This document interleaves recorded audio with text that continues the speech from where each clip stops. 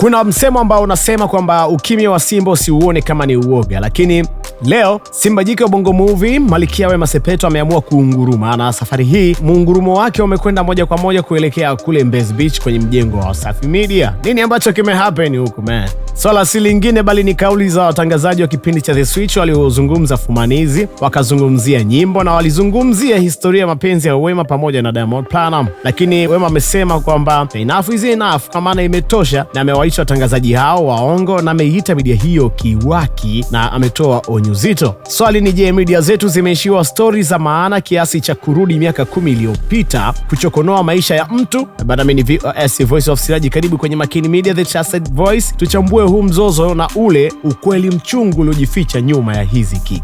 Come on ladies and gentlemen. Kipindi cha The Switch kilianza kwa wimbo wa Diamond Platnumz Nataka Kulewa. Watangazaji wakiongozwa na Mchaga walidai kuwa wimbo huu uliandikwa kwa ajili ya Wema Sepetu, lakini Mchaga akaenda mbali zaidi na kutoa kile alichokiita historia ya fumanizi kati ya Diamond Platnumz pamoja na Wema na mwigizaji Yusuf Mlera. Maelezo haya yalionekana kama ukweli wa kihistoria kwenye redio, lakini kwa Wema Sepetu ule ulikuwa ni upuuzi, uongo na jaribio la kumchafua. Wema akasema nini? Wema akafunguka kwa hasira akisema hajawahi kuhitaji msaada wa media hiyo na hajawahi kushirikiana nao kwa lolote. Kwa hiyo anashangaa kwa nini jina lake linazidi kukuzwa, kwa maana drag it kwenye bullshit zao. Hii si mara ya kwanza kwa Wema Sepetu kuwa na beef na upande wa Wasafi, lakini safari hii ni tofauti kidogo. Wema anahoji uweledi wa professionalism ni watangazaji wa burudani, na akaenda mbali zaidi akasema mnakosa mpaka stori za maana za kuongea, mnabwabwaja uongo. Hapa kuna hoja mbili sasa. Moja ni matumizi ya kumbukumbu ya mapenzi ya zamani ya Diamond kupata watazamaji, lakini kitu cha pili ni haki ya Wema kama binadamu kutoandamana na kivuli chake cha zamani kila siku. Wema anahisi media zinamtumia kama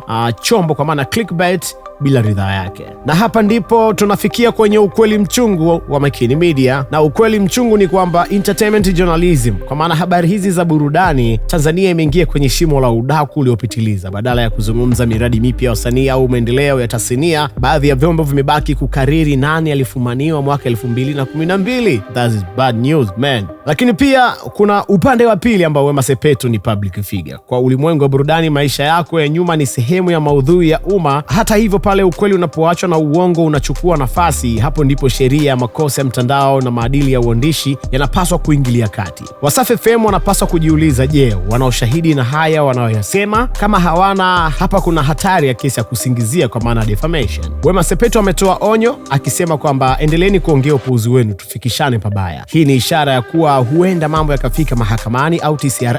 Vyombo vya habari vinapaswa kuwa makini kumpata mgeni au views, na haipaswi kuwa sababu ya kuvunja utu wa mtu mwingine.